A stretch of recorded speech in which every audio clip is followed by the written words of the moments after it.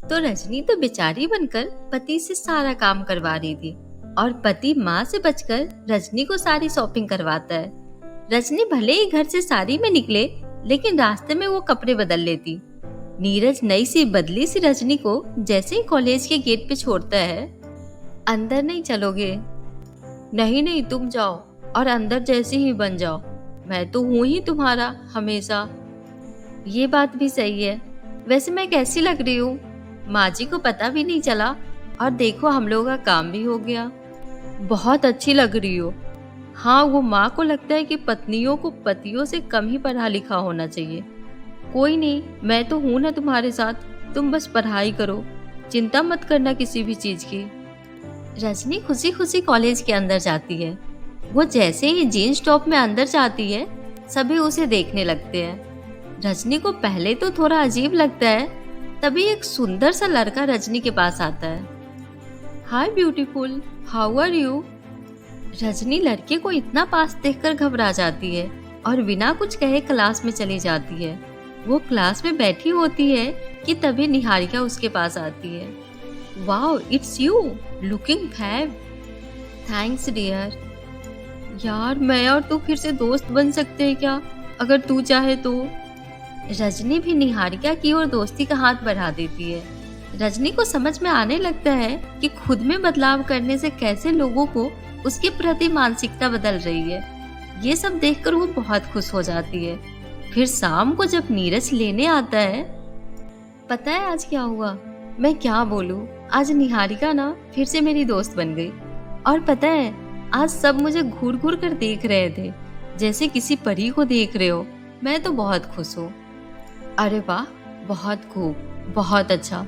लेकिन एक बात याद रखना, तुम यहाँ पढ़ने आई हो तो गोल हमेशा ध्यान में रहे, बाकी चीजें तो जिंदगी में चलते रहेगी।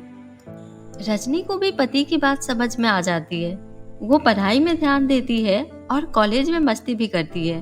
फिर एक दिन वही लड़का रजनी के पास फिर से आता है। मेरा नाम अंकित है, मैं तुम्हें अपना दोस्त बनाना चाहता हूँ। मैं जानता हूँ तुम किसी भी लड़के से बात नहीं करती, लेकिन फिर भी। हे अंकित, तुम रजनी के पास क्या कर रहे हो? यार, मैं इसे कह रहा हूँ कि मैं इसे अपना दोस्त बनाना चाहता हूँ, लेकिन ये मोहतरमा मान ही नहीं रही। निहारिका जानती थी कि रजनी शादीशुदा है, लेकिन वो अंकित के सामने कुछ नहीं कहती। अरे बिल्कुल बनेगी दोस्त, आज नहीं तो कल। वो क्या है ना, आज इसका व्रत है। फिर अंकित चला जाता है। उसके जाने के बाद रजनी निहारिका पर गुस्सा करने लगती है।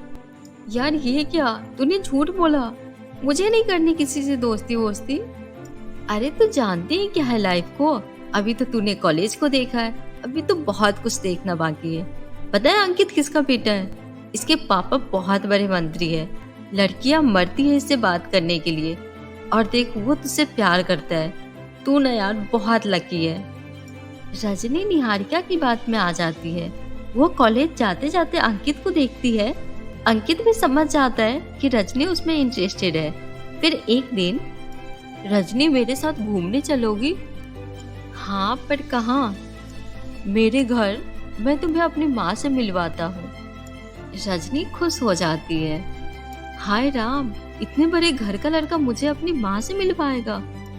रजनी अंकित के साथ जाने को तैयार हो जाती है।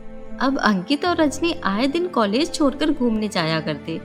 रजनी रोज कॉलेज से देर से घर आती, जो उसकी सास को बिल्कुल पसंद नहीं था। रजनी, रोज रोज देर से आना ठीक नहीं है बेटा। कॉलेज तो 4 बजे बंद हो जाता है ना, फिर तुम रोज अंधेरा होने पर क्यों आती हो? तो क्या करूं, पढ़ाई छोड़ दूं? आपकी तरह भैंस का दूध और गोबर उठाऊं? मैं जो कर रही हूँ, जैसे रह रही हूँ, वैसे ही रहूंगी, समझी? तभी नीरज भी आ जाता है। रजनी, ये कैसी बात कर रही हो माँ से? ये ठीक बात नहीं है। तो क्या ठीक बात है? हाँ बोलो। तुम तो चुप ही रहो, जब देखो माँ माँ माँ का रोना रोते रहते हो। सास बेटे की ओर देख रही थी, जैसे कह रही हो कि देख लिया बीवी को पढ़ाने का नतीजा। अगले दिन रजनी कॉलेज के लिए तैयार होती है। जीन्स, टी शर्ट और ऊंची हील्स। ये क्या पहना है? साड़ी कहाँ है तेरी? साड़ी नहीं पहनूंगी आज के बाद, साफ साफ कह रही हूँ। जिसे जो कहना है कहे। कॉलेज जाती हूँ मैं, किसी जागरण या सत्संग में नहीं।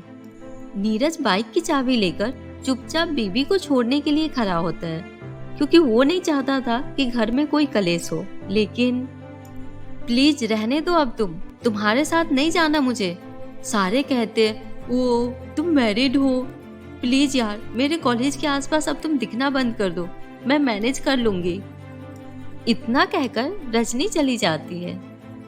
क्या रंग ढंग है ये नीरज, मैं कह रही हूँ इसको लगाम लगा ले, वरना ये हाथ से निकल जाएगी। माँ पता नहीं है ऐसा क्यों बिहेव कर रही है, रात को बात करता हूँ इससे। बात कर ले, वैसे लगता तो नहीं है कि ये कॉलेज जा रही है, इसके चाल चलन बदल रहे हैं। तू जरा इसके पीछे जा और देख तो कहाँ जा रही है ये। माँ के कहने पे नीरज रजनी के पीछे जाता है, और वही होता है जिसका डर था। रजनी थोड़े आगे जाकर अंकित की कार में बैठ जाता है। ये देखकर नीरज हैरान हो जाता है और जल्दी से अपनी बाइक रजनी के कार के सामने लगा देता है। पति को सामने खड़ा देखकर रजनी घबरा जाती है। कैसा पागल आदमी है ये। ए, कौन हो भाई तुम? मैं रजनी का पति हूँ। और तुम कौन हो? मेरी बीवी को कहाँ लेकर जा रहे हो? पति? रजनी तुम शादीशुदा हो? मैं वो अंकित तुम्हें बताने ही वाली थी। मैं छोड़ रही हूँ इसको, ये मेरा पति नहीं है। नीरज रजनी की बात सुनकर दुखी हो जाता है। वो रजनी को वहीं छोड़कर घर चला जाता है। उसके जाने के बाद अंकित मेरी शादी ना धोखे से इस किराने वाले के साथ कर दी। देखो मैं कितनी सुंदर और स्मार्ट हूँ, लेकिन मेरे माँ बाप ने मुझे पढ़ने भी नहीं दिया और इसके गले मुझे बांध दिया। माँ बाप ने नहीं पढ़ाया तो कॉलेज में कैसे आई? और मेरे साथ इतने दिनों से घूम रही हो, एक बार भी बोला नहीं गया कि तुम शादीशुदा हो। तुम्हारी धोखे से शादी हुई ये बात तो फिर भी समझ में आती है, लेकिन अब जो तुम मेरे और अपने पति के साथ कर रही हो वो क्या है? वो धोखा नहीं है? निकलो यहाँ से, अब तो सारे कॉलेज में बताऊंगा कि तुम कैसी हो। उसके बाद अंकित रजनी को वहीं उतार कर चला जाता है। रजनी रोती हुई कॉलेज पहुंचती है तो वहां भी सारे लोग उसके बारे में बुरा बोलते हैं। हाय रे, ये ऐसे निकले कि पता नहीं था, कम से कम अंकित को तो बता देती। धोखेबाज लड़की, ऐसी लड़कियों के कारण ही हमारे माता पिता हम पर विश्वास नहीं करते। बेचारा पति ऐसी लड़की पर विश्वास करके इन्हें पढ़ा रहा था, और मैंने देखा था इसके पति को बहुत सीधा और नेक सा लड़का है। पहले तो उसको कॉलेज के अंदर तक लाती थी, फिर तो वो दिखना ही बंद हो गया। सभी रजनी को बुरा बोल रहे थे। फिर रजनी अंकित के पास जाती है। ओए आंटी जी, क्या लेने आई हो? मैं नहीं फंसूंगा तेरे जाल में, चल हट यहाँ से, निकल। रजनी को समझ नहीं आता कि वो क्या करे। एक ओर अंकित ने उसे भगा दिया तो दूसरी ओर नीरज। रजनी कॉलेज छोड़कर घर जाती है। आज बड़ी वक्त पर आ गई, क्या बात है, पढ़ाई का भूत उतर गया। रजनी रोते हुए अपने कमरे में जाती है और साड़ी पहनकर घर के काम में लग जाती है। अरे क्या हो गया, कैसे रंग बदल रही है गिरगिट की तरह। रजनी अपनी सास से कुछ नहीं कहती। रात को नीरज आता है। रजनी नीरज के पास जाकर रोने लगती है, पर नीरज उससे कुछ नहीं कहता। वो सीधा अपने कमरे में चला जाता है। रजनी नीरज के पास जाती है। मुझे माफ कर दो प्लीज, मैं आगे से कभी पढ़ाई नहीं करूंगी। बुराई पढ़ाई में नहीं, तुम में है। मैं तुम पर विश्वास नहीं कर सकता। मुझे वैसे भी पढ़ी लिखी लड़की चाहिए, और वो तुम्हारे बस की नहीं है, क्योंकि तुम्हारा दिमाग अब खराब हो चुका है। बेहतर होगा कि बोरिया बिस्तर उठाओ और निकल जाओ। मैं तुम्हारे साथ नहीं रह सकता। रजनी बहुत रोती है, लेकिन नीरज उसे माफ नहीं करता। रजनी अंकित को भी फोन करती है, लेकिन वो उसे ब्लॉक कर देता है।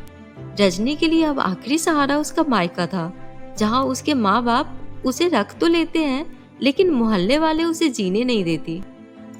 अजी, कब तक हम इसे घर में बैठा कर रखेंगे? क्यों ना नीरज से बात करें।